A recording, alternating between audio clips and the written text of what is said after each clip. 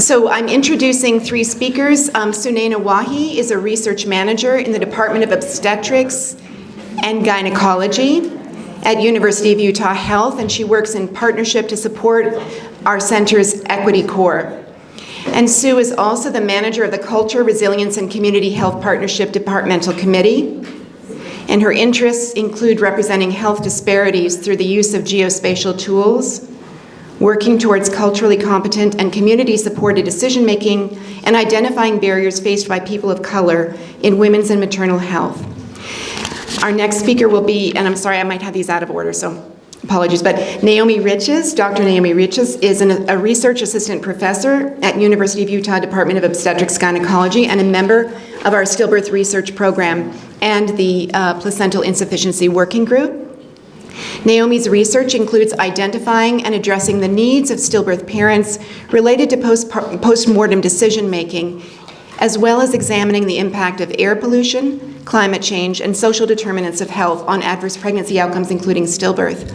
Dr. Riches, or Naomi, is an active member of the Center of Excellence in Exposure Health Informatics and the NIH National COVID Cohort Collaborative Social Determinants of Health Working Group. And then our third speaker in this session is Melannie Green. Melannie has a decades-long history as an active volunteer within the Utah community. As the mother of 7 children, she's been given countless opportunities to serve others at her children's schools, local churches, and businesses, as well as with many organizations. She's served as president, chair, and volunteer with Share Parents of Utah Pregnancy and Infant Loss Support since 2013. She's an executive board member with Utah's Festival of Trees, a contributor to the CDC Department of Health and Human Services SOARS, or Study of Associated Risks of Stillbirth Committee, and she served on the International Stillbirth Alliance University of Utah Conference Planning Committee. So those three speakers, I think I have Naomi up first, so I'll hand it over to you. Thanks.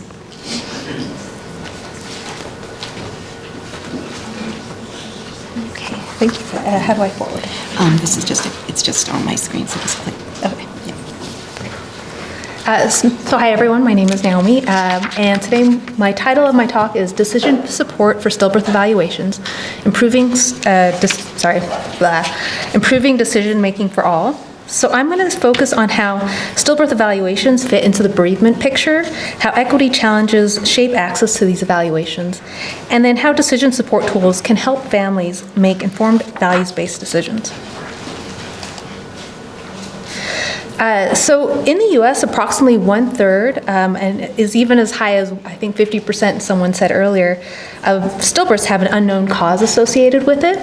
And stillbirth evaluations are strongly recommended for determining the underlying causes of death by professional organizations like ACOG and the Society for Maternal Fetal Medicine. So they recommend placental pathology, fetal autopsy, and genetic testing based off of 2 studies that were conducted to determine the usefulness of different types of stillbirth evaluations. And you can see the results here in this table. So Korteweg's team, they conducted a study in the Netherlands where the aim was to identify the optimal workup after a stillbirth. And they enrolled a large cohort of a little over 1,000 stillbirths. Dr. Page and her team, they're local, and they used data from the Stillbirth Collaborative Research Network and found about 512 eligible stillbirths. Now, each stillbirth in these 2 studies underwent a standardized protocol for evaluating the cause of death.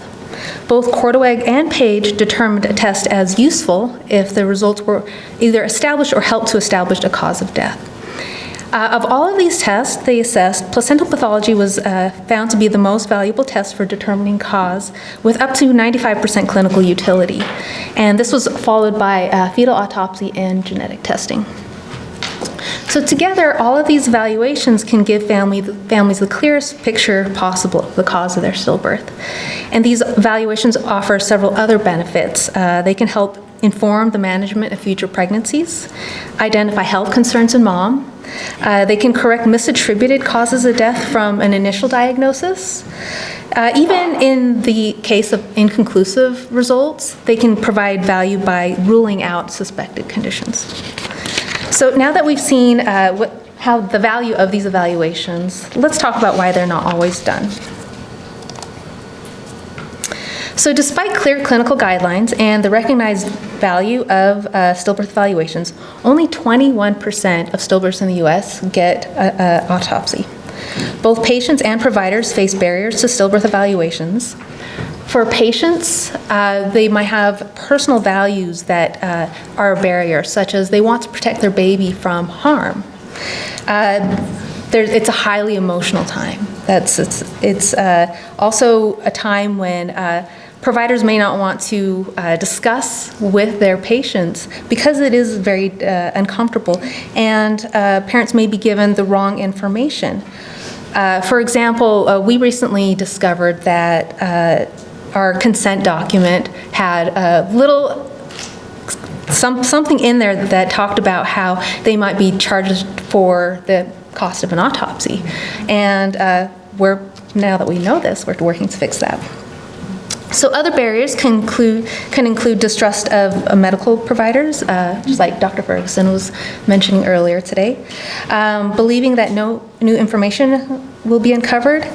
And some families worry that autopsies might prevent funeral services or that the procedure might disfigure the baby. And these misconceptions, along with the cognitive overload from acute grief, can lead to decisions that don't align with a person's long-term values. So providers also face challenges. These include limited or no training in bereavement care, not having up-to-date information about the evaluations, like I said, that discomfort in discussing these evaluations, and some providers are skeptical about how useful the examinations actually are. So as a result, some providers will avoid these critical conversations, and this leaves patients feeling excluded from the decision-making process and struggling to make an informed choice.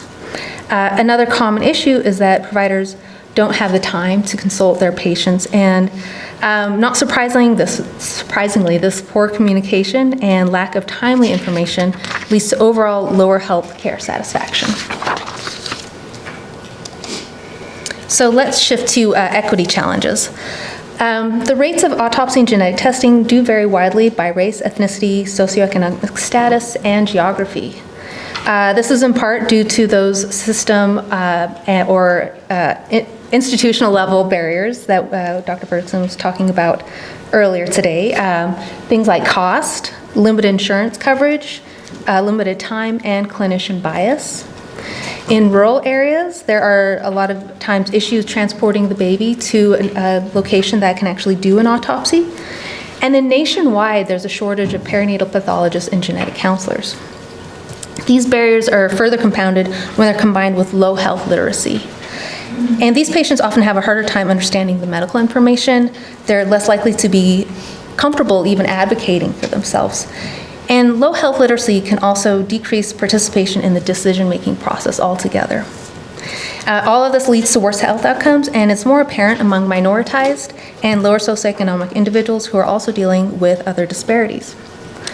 The consequences of this inequity are that families without access to comprehensive evaluations may never get an explanation for their loss. This can prolong grief, and it's also a missed opportunity to counsel for reoccurrence risk in future pregnancies. And on a population level, what this means is that inequities limit our ability to identify preventable causes, and as well to reduce disparities in stillbirth rates because that data simply isn't there. For those of you who provide care in the room, you may feel uncomfortable approaching your patients during this highly emotional time. You might find it even more difficult to bring up the topic of autopsy. But what I found when interviewing stillbirth parents is that they really appreciate having clear information so that they can make a decision that fits their values, whatever that decision is. And to be clear, I'm not saying that we need to push these patients to get evaluations, but not giving them the opportunity to make this decision because it's uncomfortable to talk to them can reduce patient well-being in the long term. So one tool that may help in these difficult conversations is a decision support tool. These are also sometimes called decision aids. These tools are structured, evidence-based resources that help families understand what their options are. They can explain each of the evaluations, the information that they can yield, as well as any sort of limitations that might exist. And these can come in any format, like a booklet or a video. A decision support tool for stillbirth evaluations can also present less invasive alternatives such as imaging or a partial autopsy if a full autopsy isn't acceptable by families. Now, this comprehensive framing empowers families to make choices that fit their needs and beliefs. And so my team and I helped create this decision support tool, and you can see this is the cover page right here. In our decision support tool, we acknowledge that this is a very difficult time, that patients should take the time that they need either to spend time with their baby or to make this choice about their autopsy decision. We provide information about the different levels of autopsy as well as placental exam and genetic testing. This decision support tool isn't intended to replace the conversation that all of you providers have with their patients, but it supports this often uncomfortable conversation. And it can take the pressure off of the provider and onto the booklet to find the right words. So what this might look like in practice is that a provider hands our patient the booklet as they sit down to counsel the patient. It's a very beautiful booklet. I didn't design it. We had a professional company do that.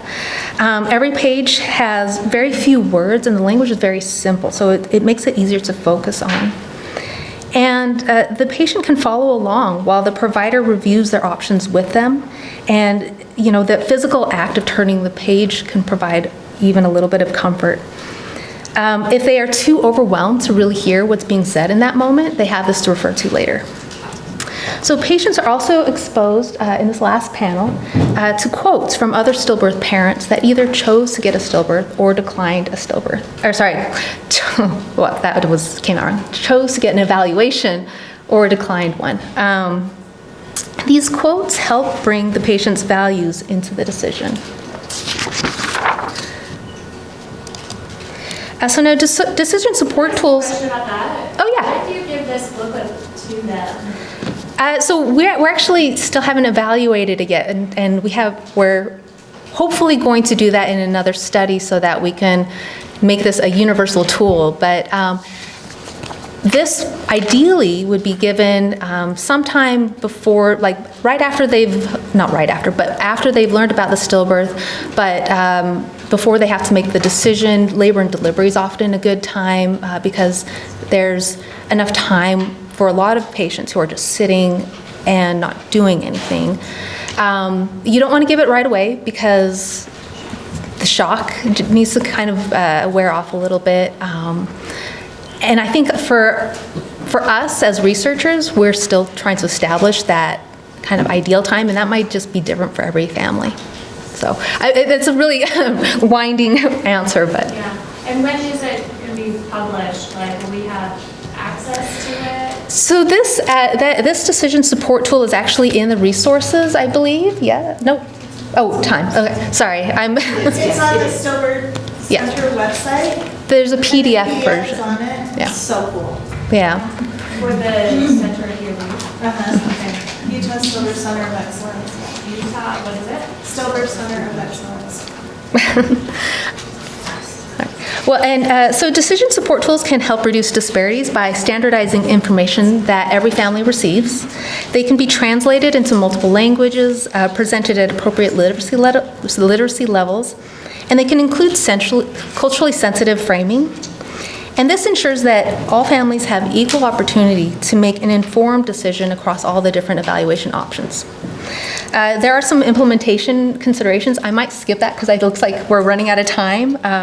But in summary, if implemented well, a decision support tool could be a key step towards improving decision-making, reducing disparities in stillbirth investigation, and helping to improve data quality for prevention research.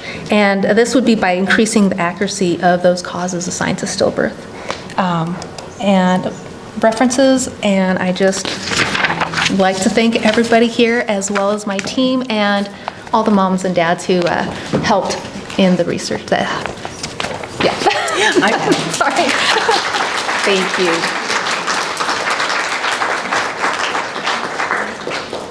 All of the resources we are sharing will be available to you all. So, Sue, you want to come up?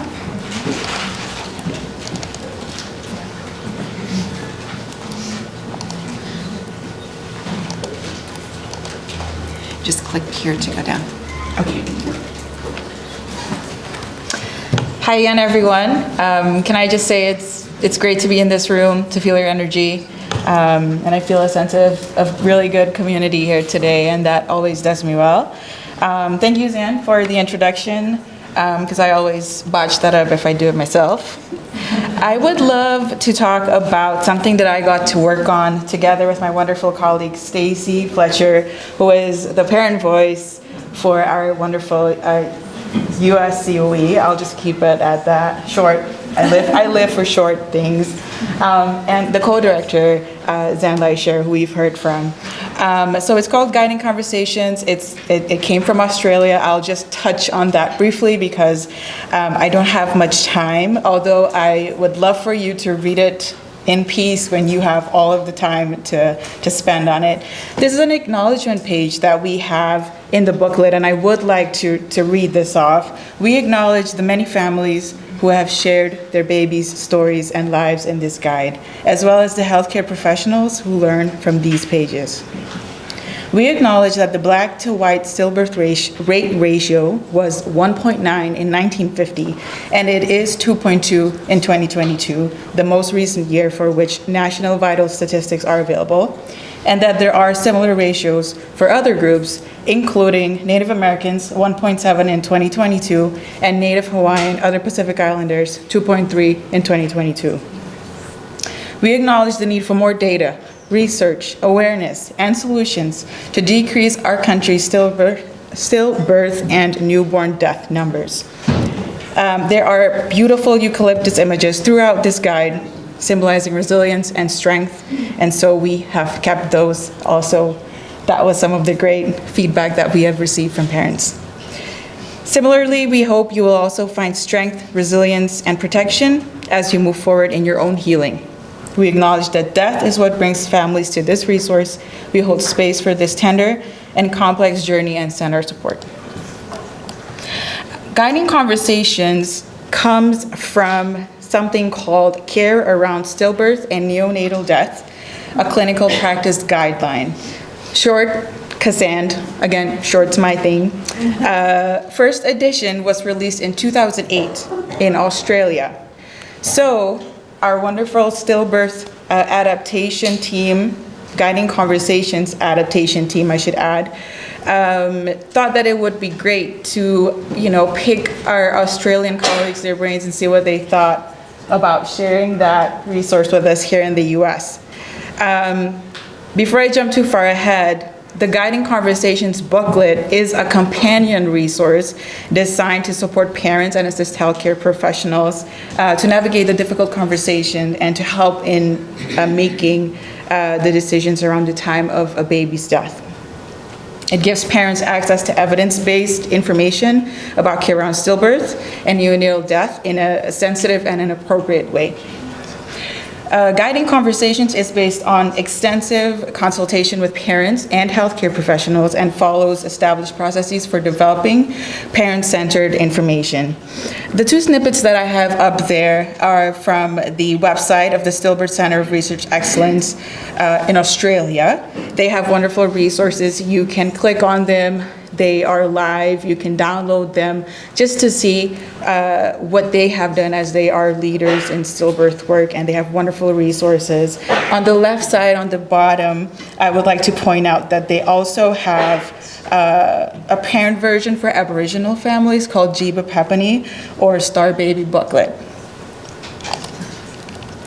Our approach was a collaborative one. We worked together with the original leaders who worked on Guiding Conversations Australia. Their names are Fran Boyle, Julie Dean, Vicky Flanati, Sarah Henry, and Christy Brewster. We had wonderful parent consultations to get their feedback on what they like, what do they want to keep, what do they want us to change, besides the obvious S's that need to be changed to Z's. We also got feedback from a number of clinicians. And I already mentioned our wonderful staff, and I should also mention Leanne, which is also here today. She was the glue. And we are also working together with the department, our Utah Department of Health and Human Services, and their study of associated risks of stillbirth. So these are a couple of our beautiful faces. I think, we always try to humanize everything that we're talking about. We got to hear wonderful numbers. We got to hear pieces of history, policy. But it never gets old to hear from parents, if I could just say it as it needs to be said. As I'm looking at these faces and these pictures, I think about the stories that some of the parents shared with us. I think about their babies, the names that they gave their babies. And every time I look at their faces, I think about what they shared. This is some of the feedback that I already touched on. So we kept the eucalyptus images throughout for their symbology, along with the central theme that was already in the booklet.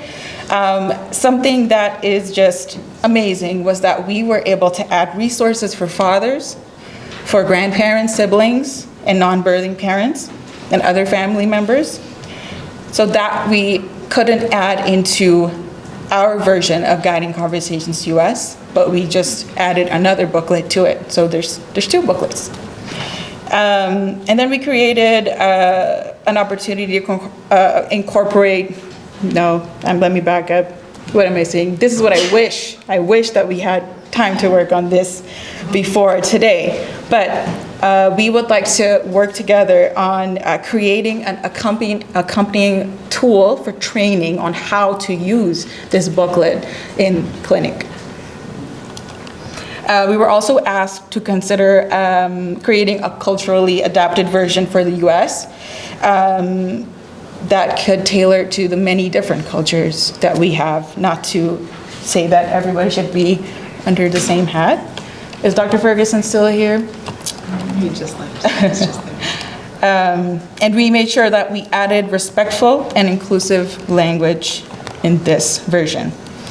So on the left is the table of contents from the Australian version of Guiding Conversations. And in the middle and on the right-hand side are the two booklets that we got to work on. We have copies of them in the back, and it is also under the resources tab of our website. Excuse me. I promise I will not read through all of this, but these are just a few snippets from the Guiding Conversations draft US booklet. And on the left-hand side, a few of the things that we did differently was add in these little summary boxes that, if a parent gets this booklet in hand and they don't feel like flipping through the whole thing, they can just look at a few of the summary boxes, and there's also boxes for parent quotes that really, get to the core of the message, even if you don't get to read all of the text. In the middle, page 22, preparing for birth, that's something that we also worked on, adding in that, you can ask if there are cultural birth expectations that the person would like to address. How do they feel about pain management? Have those expectations changed? And on the right-hand side is page 53, under other questions that parents might have about autopsy, placental exams, or genetic testing. We also spent significant time on creating this list. So the other booklet that we worked on, it became a second booklet, and that wasn't the initial plan. But we did feel like this was best because now there is a resource that you can hand to the non-birthing partner and take a bit of stress away from the birthing person, right? To put it on somebody else. Another question that maybe she doesn't have to answer. So we have included what we thought as necessary for parents who have lost their babies. We have pages for grandparents, and in the middle we have a wonderful quote from somebody we also worked with.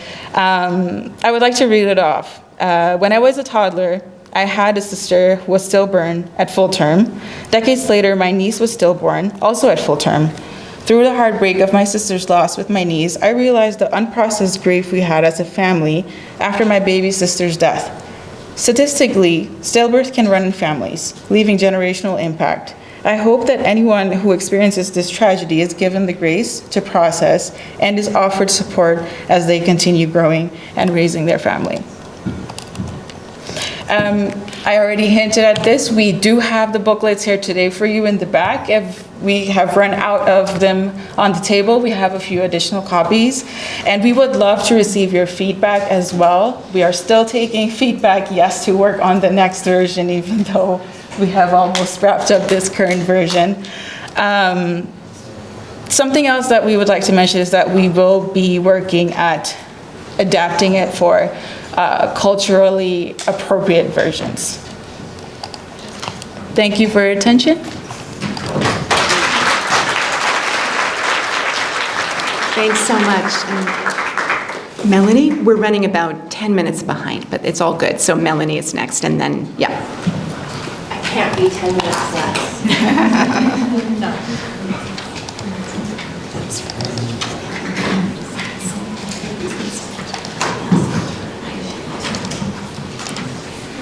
So just advance by clicking here. Okay.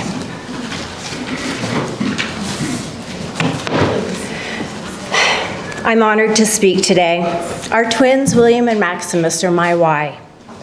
William died early in the pregnancy, and Max passed away shortly after birth at Primary Children's Hospital. Over the past 18 years, I have been given the opportunity to support, uplift, and ease others' burdens when their baby dies. I truly understand much of what others are experiencing. How have any of us in this room survived saying goodbye when we even didn't get the chance to say hello? Speaking to caretakers and support personnel in the room, I believe that your primary job is to empower parents to say goodbye to their baby in the way they see fit. Support them in their decisions and encourage them to do as their heart desires. I think it's important to note that not all decisions need to be made immediately. Spiritual beliefs will play an important role in the decisions that are made. Speaking to parents, your baby is your stewardship. Your baby does not belong to the hospital, the mortuary, the state, or even your extended family. By embracing this opportunity to make decisions that are in your and your baby's best interest, you will have less regrets. We'll talk briefly about budgets and what may play in the decision-making process when saying goodbye to your baby. Creating memories in the short time available is so important. I like to suggest that parents take the time to slow down, soak in every little moment and feature of your baby, and allow support people to come in and assist you. I don't claim to be an expert. However, I have been given the opportunity to support over 1,000 Utah families, and I have learned a lot through that process. I know for a fact that this has blessed my life as well as it has blessed theirs. Each experience that I have had with the family has been very unique, and every baby and family that I have served means a lot to me. I'm sharing personal pictures of times that I have been with families, and their lives have touched me in very meaningful ways. As a caretaker, you are not responsible to know about every ritual, belief, or tradition regarding those you serve. But understanding the importance of these customs can help you as you assist in guiding each family through their memory and decision-making phases. In that same breath, I have found many instances where a little nudge to go outside religious or customary guidelines can be healthy. I have personally been told that because of my advice, any preconceived notion walking into this experience was changed. Something as simple as taking a baby, a little naked baby, and placing a diaper and a hat and wrapping them in a blanket can take them from being a body to a baby.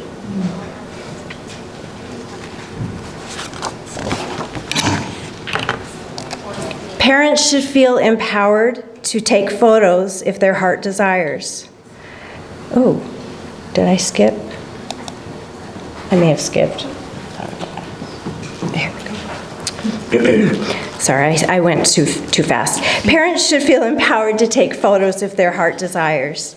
I had an experience with a mom who desperately wanted photos of her baby, yet her cultural teachings forbade it.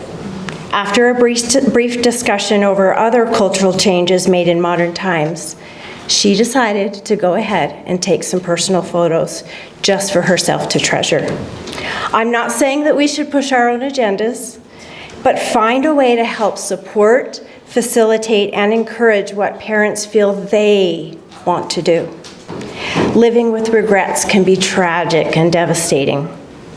Pictured here on this slide is me holding my son during his funeral. I think our funeral director about had a heart attack when I went over and picked him up out of his casket. However, I couldn't stand watching him just lay there for one more minute.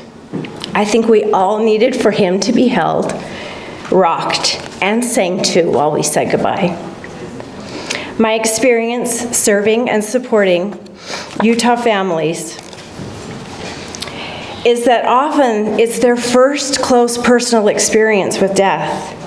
They feel lost, and the decisions that must be made are daunting and feel confusing. Hiring a funeral director is typically the most comfortable option for most people. They can help us make decisions on how and where to lay our baby to rest, and they can assist in choosing a casket or urn, and often offer discounts or even portions of their services at no cost for babies. I do want to point out that it is not required by Utah law to hire a funeral director or go through a mortuary. If you would like to know more about this, the National Home Funeral Alliance is a wonderful resource. If budget is restricted, there are many resources available that can actually help save a lot of money. If parents and designated dispositioners are willing to do the legwork and paperwork, laying a loved one to rest can be done without paying someone. Included as part of my presentation is a list of Utah funeral homes throughout Utah. This list will continue to be updated as information becomes available. And I believe that this is also going to be made available to everyone here. You want me to get back to it?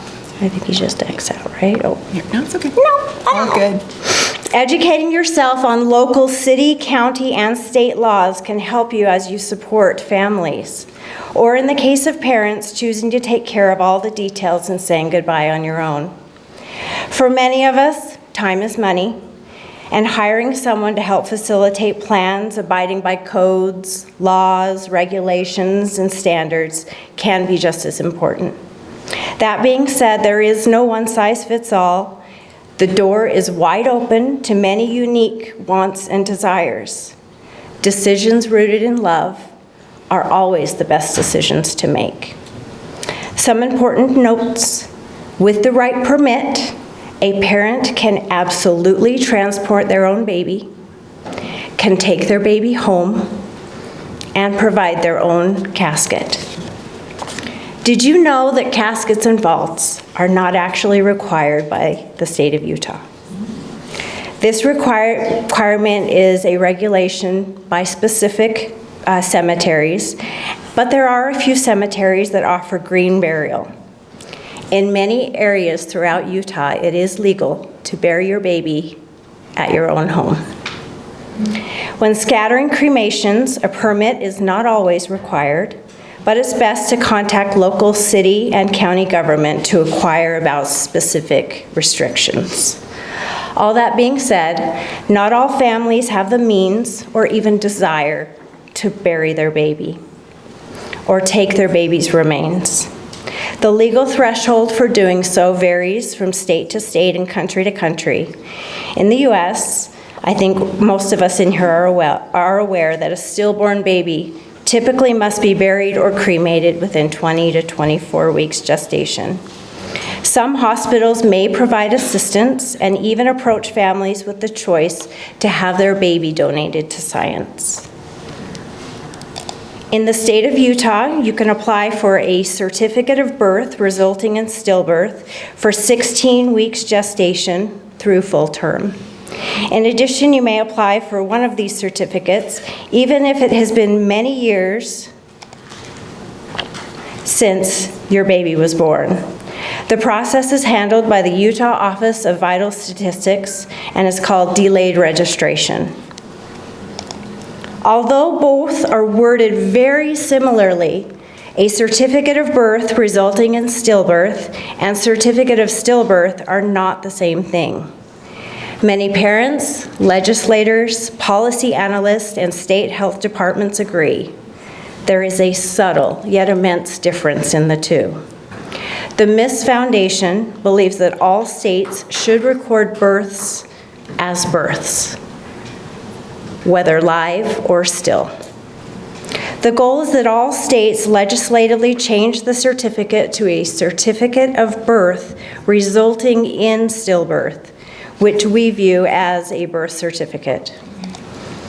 If I may leave 3 key takeaways with you today, I'd like to, 1, encourage you to help ease another's burden through service and genuine support. In my opinion, there is no greater pain than that of losing a child. Sitting with someone while they are at their most vulnerable will impact you both. 2, look for opportunities to serve your fellow mankind. As a parent supporting other parents my entire adult life, I will stand by this statement. Experience provides more knowledge than education. I've been able to connect with single moms, special needs parents, pregnancy and infant loss families, and those recovering from strokes, amongst many other things, because of what I have personally experienced. 3, follow your heart, your intuition. By finding the balance between logic and instinct, your compass will never lead you astray. I've had 2 experiences since our boys left that I would like to share. They're both pictured here. My mother-in-law passed away less than 2 years after Max, and since he was buried in her plot, they temporarily pulled him up to place her body beneath him. We took this opportunity as a family to take a few photos and touch the vault that holds his tiny little body. More recently, this past May, as we arrived at my father-in-law's service, I couldn't help but notice that our son's burial vault was once again exposed. I notified one of his funeral directors that once Papa was lowered into the ground, that I would jump down there. Because we had built such a good relationship with our funeral director, she didn't bat an eye. I knew that this would be my last opportunity to physically feel as close as I would ever feel to him again on this earth. Always follow your heart. Our oldest daughter, is the video on here? I don't know. It's usually right there. There we go, okay. Our oldest daughter took this video and posted it to TikTok. The results speak for itself, with over 3.2 million people touched by this gesture and with over 4,000 positive comments.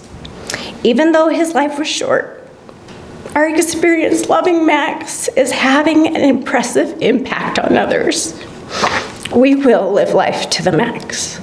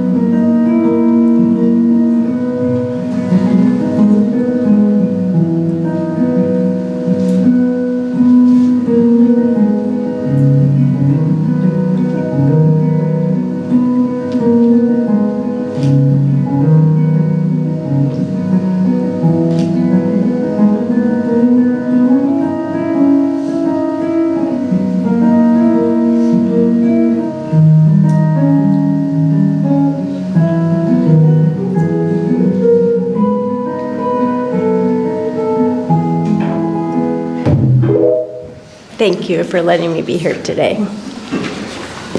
Thank you.